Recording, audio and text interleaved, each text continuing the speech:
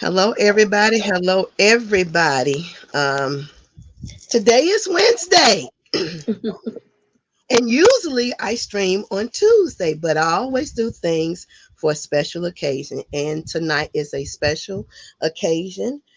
Make sure you follow To a Woman's Heart on all of our social media outlets. That's Facebook, Instagram, Twitter, Tumblr, Pinterest, TikTok. Subscribe to the YouTube channel. Check out the social media outlet, toawomansheart.org, and then check out the website, toawomansheart.com, and the store with t-shirts that speaks to the heart of a woman, toawomansheart.store. All right. So I am a person who loves to empower and push women forward. And I want us to know what's going on in our surroundings. You may have relatives that live in the city of Chicago, regardless of what city and state you live in, and we want to inform you.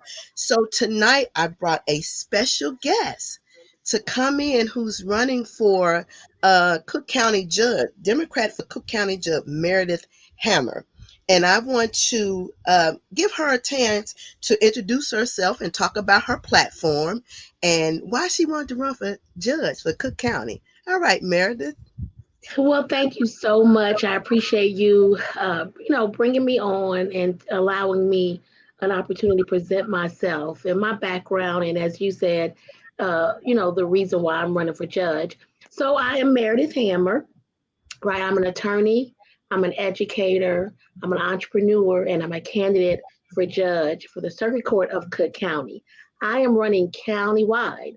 So anyone who lives and is a registered voter in Cook County, anywhere in Cook County, not just the city of Chicago, but anywhere in Cook County, South Holland, Calumet City, Burnham, Lansing, anywhere in Cook County, you can vote for Meredith Hammer. As I said, I've been an attorney for over 20 years. And I practice in an area of a law that's a road that's a little less traveled.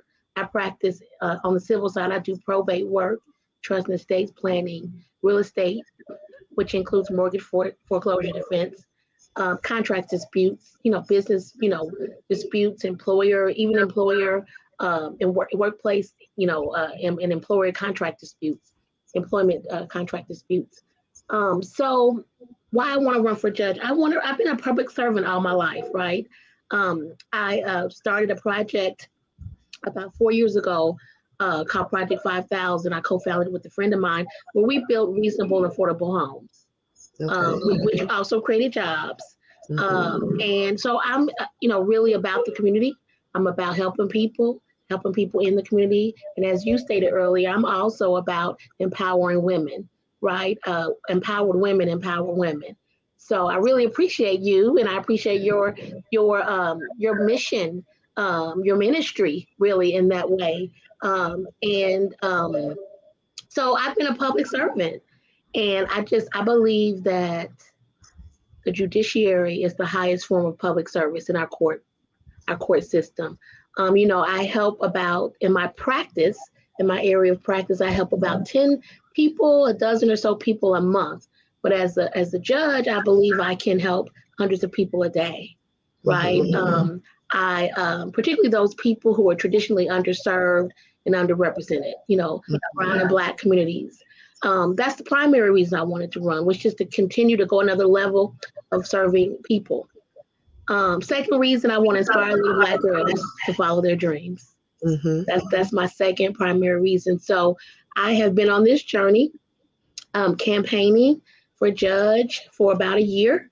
Mhm. I said I was going to enjoy the journey. I have. It's been challenging, lots of Mhm. obstacles in the way, but I have enjoyed it. My mom gave me a gavel 20 years ago, which I still have. And so, we had a dream, all the hard work, I believe, is finally paying off. Okay. With what we're sitting in right now, and I know because I just talked about this with somebody else, I know the Cook County court system, the percentage and the balance for diversity is way off. Yes, ma'am. Um, it's about 90%, and it's not a discrimination comment, it's not a racist comment, it is a fact. It That's is right. about 90% judges that are white. And my perspective in talking to a lot of individuals who have come out and talking to mothers who have children, women who have husbands or wives or sisters or aunt that went in the system, the stigma of going into a court before a judge who does not understand the culture, That's to right. be labeled as you walk in the door automatically as a menace or a threat to society. Yes, It's and it even factors into like I was saying earlier, the when I do mortgage foreclosure work, mm-hmm, I'm handling a case now. It's implicit bias. My client, who happens to be a pastor and who happens to pay their bills on time every month because they're mm-hmm, automatically drawn, has had a foreclosure, right? And I'm telling the opposing counsel that he pays his bills. He is nope. He's been late. He's been late since the start of the loan, which was like 6 years ago. I mean, and it was just when it came down to it, when I was able to prove that he hasn't been late, I'm like, well, we're done, right? And right. so it was just implicit bias. So it happens, like you said, not only not understanding the culture, but just it's really just racism. It's really Mm-hmm, just really what it is. it is. And so, you people. The other thing I wanted to inform you about is, you were talking about the judiciary being 90%, non or not diverse, right? Half of the judiciary is not even elected. Half of the judiciary is what we call associate judges. As Mm-hmm, I'm running for the circuit court to be a full circuit court judge. So mm-hmm, the associate judges are not elected. They don't have to campaign and get elected. The full circuit court judges vote on those guys to be judges. They make about $6,000 less than a full circuit court judge, mm-hmm, and they can't go to the next level in their career, like going to the appellate court or even the Supreme Court. But they're mm-hmm, judges. They make decisions. I say judges make decisions that change people's lives every day. So mm-hmm, judges are probably one of the most important elected officials that we should be looking at their background. Another little known fact about judges, and judicial candidates, we really can't talk about the issues. We can't really talk about, how we're going to decide on any particular issues. We can right. be sanctioned, we can be fined, Mm-hmm, by the Illinois Judicial Council. But mm-hmm, so it's extremely important that, we have platforms like this where we can engage, with mm-hmm, judicial candidates, kind of understand, feel their right. vibe, you know what I mean? Understand their background, and understand where they're coming from so we can try to get to know who we're going to put on the bench. I think it's extremely important. The people tend to be qualified. We have years and years and years of experience as lawyers, but it's Mm-hmm, about what else did you do? Did you work in the community? right. Did you do pro bono work? Or did you Mm-hmm, just work at big business, corporate America? It's also really about who's backing you.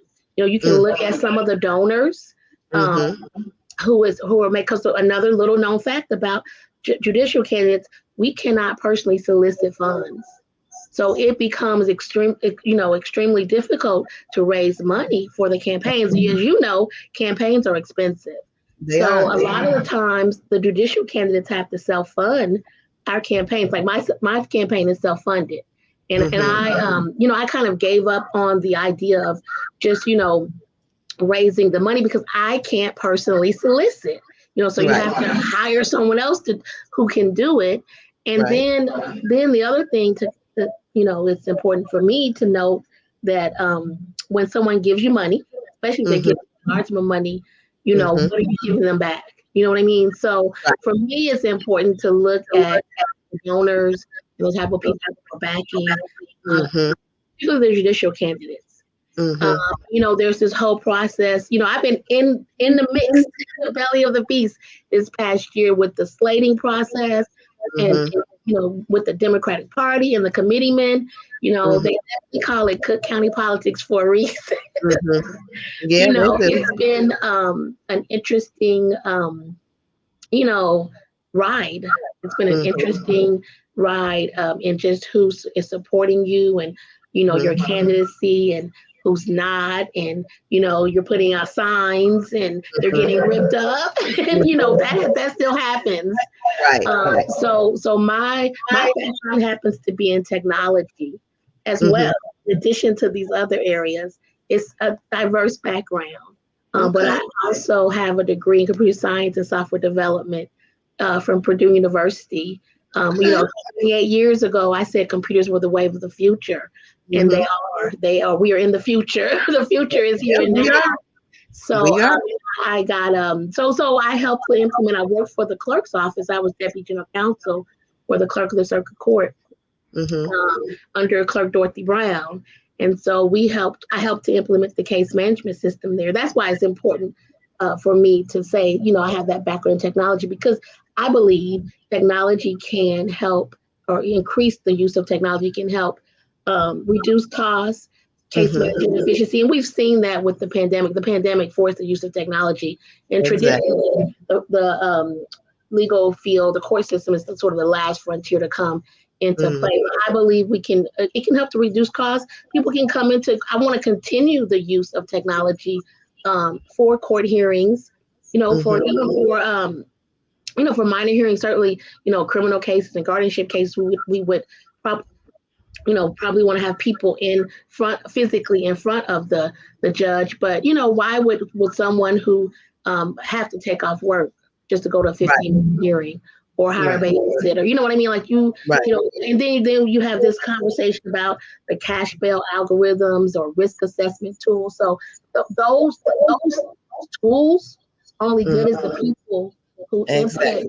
data. So you gotta have people who understand what they're doing, and you have to have people who have worked with communities like you said and understand the culture to know Mhm. what we're creating these software systems, because that's what they are, software Right. systems and risk assessment tools. So I know it's a little bit of it's not as my background isn't as drama filled as like some of the criminal side of the law, but it's still extremely important. And we still have people who go to probate court, Mhm. mama dies,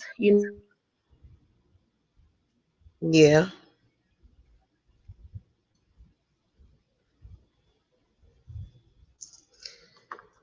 or the family home. So I, have that background. The probate area practice, there are very few attorneys, and I don't even know any judges that are brown or black, who in that area of the law. So I mean, it takes forever to get through probate. So, I have a unique perspective. I have a unique perspective. Look through I will look at cases with the different kind of lens. Mhm. I think it's important to have diversity on the bench, not only diversity of ethnicity, but of Mhm. gender, but also of background. So I'm probably one of Mhm. the only people running for office who has my background. I know nobody has technology Right. background. Right. You really, really touch it. So, but I have also campaigned with the use of technology. I went really all in with social media, Mhm. and the use of technology. For one, again, it reduces the cost.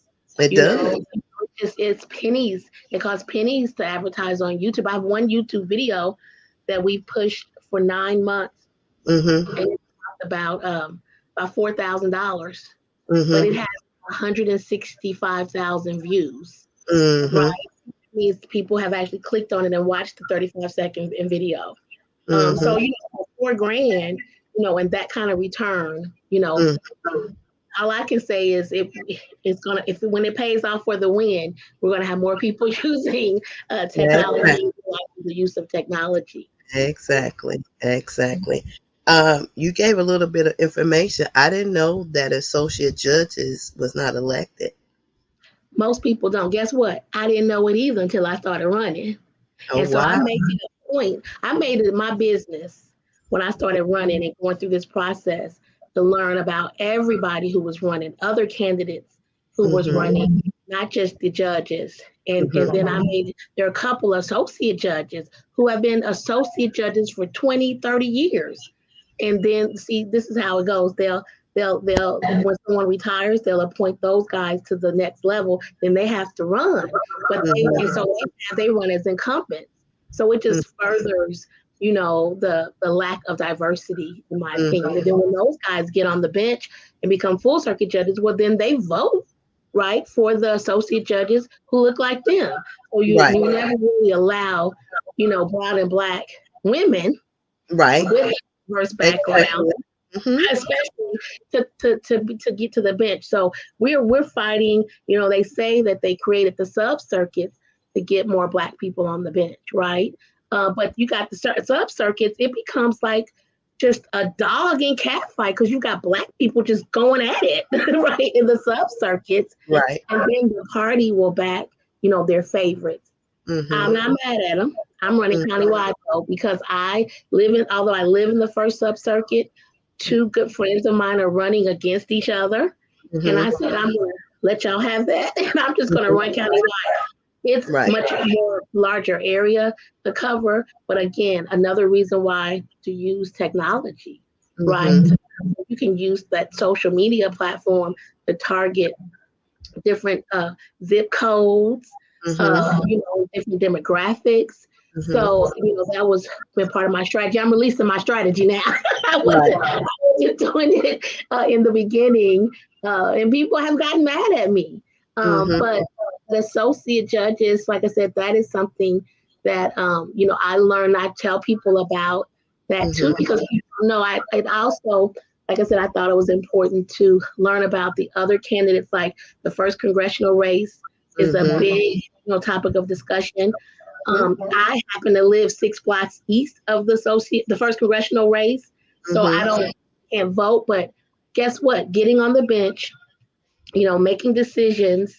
Judges are obligated to uphold the law, but in some Hmm. cases we have some judicial discretion, and we Right. can, come up with alternative orders or solutions. Like instead of just locking someone up and throwing away the key, or just releasing them, and without any guidance, we Hmm. can say, okay, have been a victim Hmm. yourself, and you may Hmm. need some mental health rehabilitative services. You may need a job opportunity, right?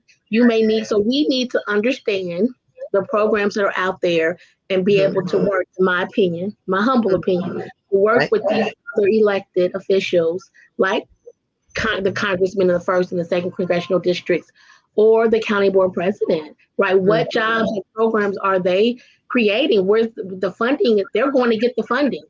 They're Hmm. going to get funding from the feds.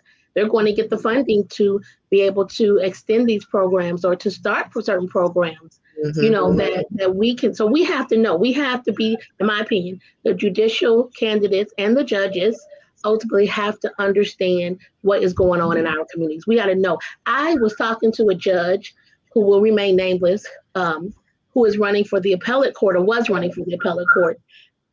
He confessed to me that he didn't know the Southlands were called the Southlands. He's been living in Chicago his entire life. Oh, wow. Um, so that, and while he's a very nice person, Hmm. he is not a black person, and hadn't really worked in the community. Nice Hmm. guy, but Hmm. just that surprised me. And so I just really think that it's important that we understand what is going on in our communities, what is needed, even Hmm. as judicial candidates, even though we're obligated to uphold the law. And so Hmm. if someone doesn't have a background or isn't telling you what work they've done in the community, I just don't think that they would make a good judge and address the needs, the interests of the community that they're serving. The brown and black communities, especially. So we've got to put more diverse, you know, judges on the bench, and not just diverse, but like I said, diversity in ethnicity and gender, but in background and in what they've done in the community and in their experiences. And if a judge has been on the bench as an associate judge for 30 years, Yeah, that's you big know, problem. that can be an issue. And Yeah. then you can still have to look at though what they've done, what kind of decisions they've held. Have they published those decisions? Hmm. There are people who will tell me we talk about retention. There's the retention of judges. We can't find out their decisions and what they because they haven't bothered to publish them. Mm-hmm. Right. So that's something else we need to look at. We need to find out about the judges and not just, it is complicated because like I said, you've got your countywide judges and you've got your sub circuit judges, but it ain't that complicated. We've got the internet. You can go online, and you can find out some things. You can do some I, research. I just think that because of what we're sitting in right now, that a Yeah. lot of people have lost hope. They have lost Mm, belief. They have lost trust in a system that was supposed to be designed to be fair, right? It used to be a time where when you said somebody got locked up for something, you innocent until proven guilty. Now you're guilty and you have to fight for your innocence. And so, in speaking to people and being out here in the streets and listen to mm, conversation, people feel really they're not cozy about going before a judge because the first thing they say, well, I might as well throw away my life right now because they're not going to care. You know what I'm saying? And absolutely. it saddens me to know that we're sitting in a time that is not being recognized, that we really need an overhaul, not just a Hmm. reform, we need a complete overhaul of our judicial system Hmm. because the way it's set up now, it's not working. And then it makes it hard for somebody like you who's coming in with your genuine temperament and attitude about how you want to do things, and you've been in different situations, you work with different diverse people, backgrounds and everything else, but because that stigma is there, because I've already had a couple of bad experiences, you find Hmm. I'm saying? So if I go to, Absolutely. I don't feel like I'm going to get no win either way it go. I'm not winning here, and it's heartbreaking. It is so It heartbreaking. is, but we are strong people now, right? Mhm. And we can't just give up and just pull the cover over our heads and just go to sleep. Right. I'm running for judge to inspire. I'm running for judge to continue public service, but I want to be the change I want to see. So it's not going to Mhm. stop here. You know what I Right. mean?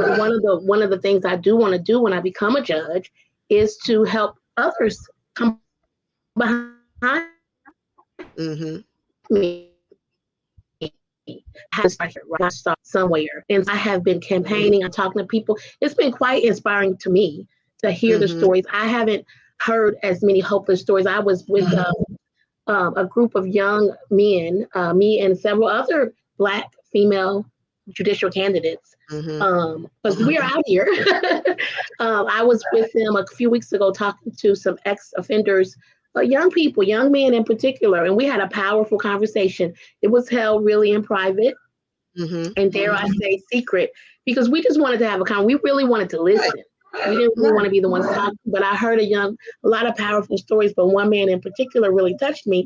He said his life was transformed the day he was sentenced. He went Mm. before a judge.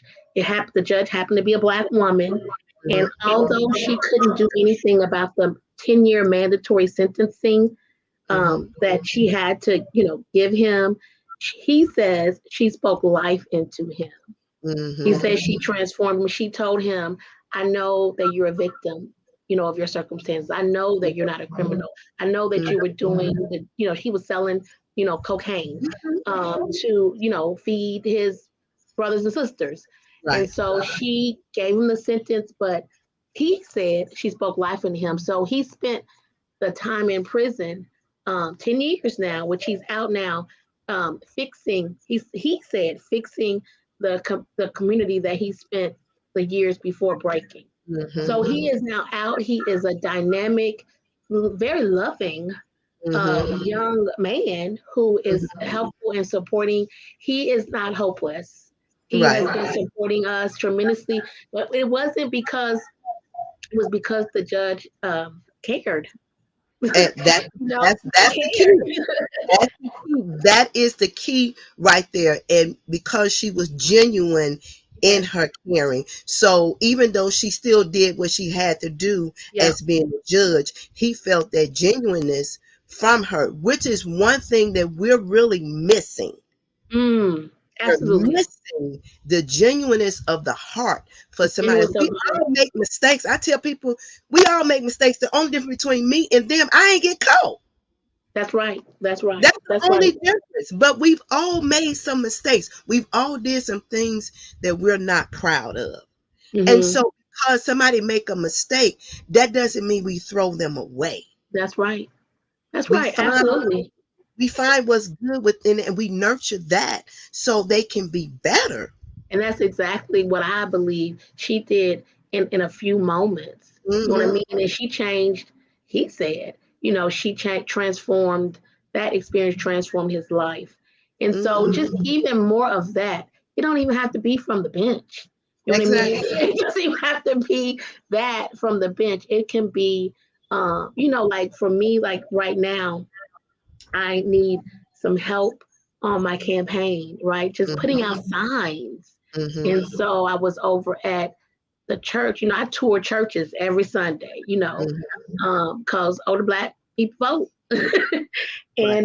And I went back, I said, um, on the west side to Mount Ebenezer, I said, I need some help, Pastor Nick, with some signs. And so he said, okay, we got some people to help you. And then, but there was one guy who had just lost his job. I said, I'll pay Hmm. him to put my Hmm. signs out. Hmm. Life changing. You know what I mean? Right. I'm about that life, right? If I can create it, it's a small thing. It But is. he said he had just lost his job. He wants to work. He said he'd been looking for different things to do. So he's going to put out the signs. He's going to help me pass out palm cards. I Hmm. have been needing that. I have been so worried about how I was going to get the help and the assistance. And who knows, he may be able to meet someone, get connected. Because I meet a lot of people in doing Hmm. this. So part of it Hmm. was for me doing this was to connect the dots. I understand so many more about what's going on in all of the communities because I've been all across Cook County and how Hmm. we can connect each other to bring about the change that we want to see. Right. So, but I cared, and I say I cared. My mom and dad. I'm from a good family, right? I always say I was well loved when my mom passed away 3 years ago, but my dad is still here. My mama married well, and Hmm. so my dad is like the best father ever. And I say, I was brought up right, and I was well loved. They were extremely hardworking people. I'm hardworking, and I care about people. Right. Hmm. I care. I believe I genuinely care about people because they cared about me and cared about us and loved us really well. So, Hmm. it's for me, it's about caring about me people too. And like I said, I'm not stopping here, right? I'm not stopping with this race. Even for me personally, I have really gotten into the mix. I had helped Clerk Brown when she ran for mayor about 3 years ago. So that's when I really kind of became a political junkie. Hmm. But I'm really learning a lot about politics, the Democratic Party in Cook County since with on this journey personally. So it's been interesting, and I just want to continue, in the same vein. And I hear you, about people saying that they just are disheartened. I hear that a lot, especially on the Hmm. criminal side. Um, Right. People say they are afraid to go to court. Right. They don't know what they're going to get. We Hmm. still have to keep persevering. We still have to see. We know what we're going to get if we elect the people that need to be in office. That's what I say. You said my keywords I say all the time. Be the change you want to see. Absolutely. I There say are it all about the time.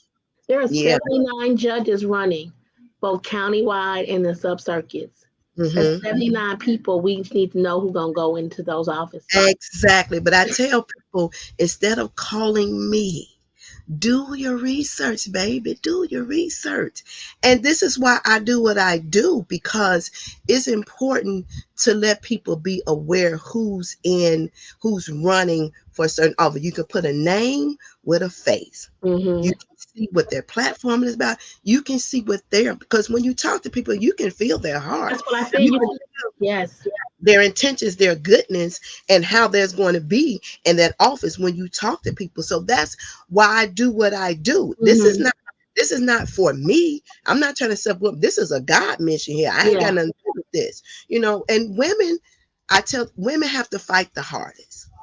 They Mm-hmm. have to fight the hardest for the recognition, uh, um, for whatever they're doing, whatever they're striving to be, whether they're running for election, whether they're going to be a vice president or a company or a manager or a supervisor or a CEO. We have Mm-hmm. to fight the hardest. It does not matter the skin complexion, it does not matter the texture of your hair. That's right. We have to fight the hardest. And we Yeah. don't have these many platforms. We see more negative about women Mm-hmm. versus the positive, and we need to reverse that because there are a lot of good women out here that's doing good things, and we just That's need to right. bond together and work together, collaborate and team up, and make a difference. Be the difference. Be the change we want to see. That's right. And that's what we've been doing. We really worked. I will let you know, me and about nine other women, Black women in particular, worked really very hard so that we weren't running against each other, at Mm-hmm. least in the countywide races. And so we really have been working together, just sharing information, Right. telling each other about the different events that are going on, and just talking, encouraging each other. I'll tell Lisa, a friend of mine, Lisa Taylor, Mm-hmm. like, I need 60 seconds. And she's like, okay, go. Because she works for a firm. And she's like, I ain't got much time. I got to fill these Right. hours. But you tell me what is going on. And we'll just get balanced.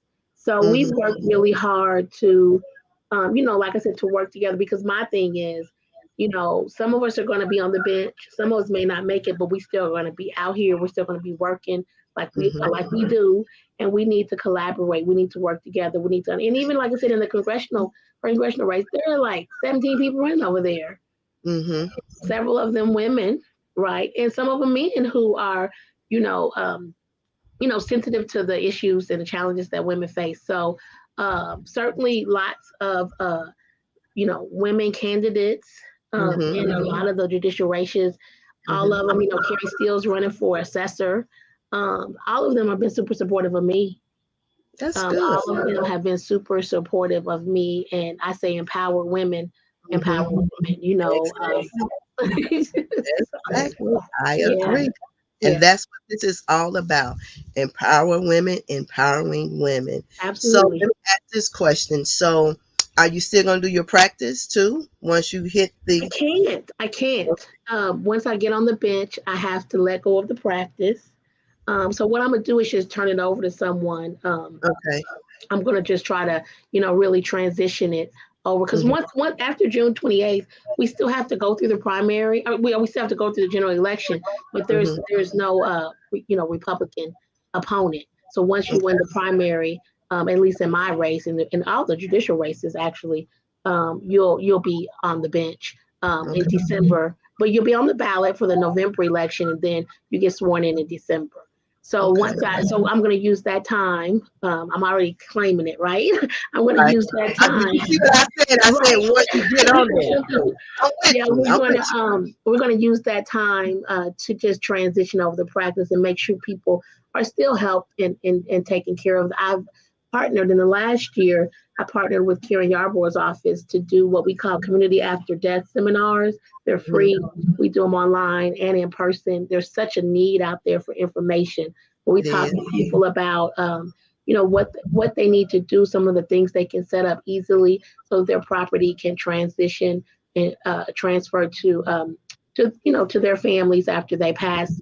So we try to preserve the Mhm. generational wealth. So Yeah. I'm trying to bring some different things together to continue to educate and inform, and Mhm. continue to help people. So Okay. unfortunately, I can't continue practicing. But I still want to be helpful. We just want to bring some more people behind us and mentor some Right. more people in the same area and bring them on up along. So that's what we're That, going to do. okay. That's good. Yeah. That's good to know. That's a good thing because when you say that we're not educated on, we're not. A lot of people have No. lost a lot of property. Nobody know and aware about probate. I didn't find out about probate till after the fact. So, Yeah, that's you what know, typically happens, with the pandemic, it really was another catalyst for this my practice too. People mhm. were getting sick because I do the estate plans. So that includes like health, health, the health. What do you call it? power of attorney, healthcare Mhm, power of attorney, and then the mhm, financial power of attorney. So, if someone is in a coma, they haven't necessarily passed away, but they're in a coma, what happens? You need a power of attorney to be able to do anything. It's super important. That's happened in recent times with the pandemic. People have gotten sick. Some people have died. Some people mhm, have, come back to health. So mhm. we understand. So my practice has exploded, and since every time I talk about what I do on the campaign trail, people want my number. I'm like, you gotta wait till after the election. You gotta wait, and then we'll wrap it up and we'll transition. We may have to transition you, but probate work, like I said, the estate planning, Mhm. all of that, even like the mortgage foreclosure. A lot of people have lost their homes, during the crisis. Yeah, so it's been a lot of challenges, and I've been able to help people. I've been able to help people in these particular crises. I wish I would have met you some years ago, but Yeah, unfortunately, I didn't. So, but I yeah, understand.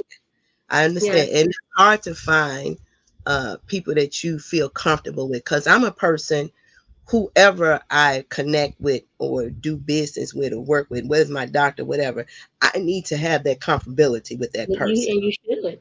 Yeah, And people if tell I'm me not all the time. person, I can't work with that person, and everybody that you run across, they run you this spiel. It's just something about that conversation that don't resonate with you. And you're like, nah, can't Oh no! go with Anytime if someone's going to be your representative, your agent, in this case, like your attorney, you got to be comfortable with them. And so many people, so unfortunately, so many Black people tell me that the attorney that they were working with for the probate case or the draft the trust, they were mean to them. I find it to be crazy, but they really just didn't take the time to explain things, to educate, right. so there's just few people in this area. So we'll have to just work it out. And I hate Yeah, that, like you said, we didn't meet sooner. But right. we're definitely meeting now and been able Yeah, to push this message out to the exactly. people.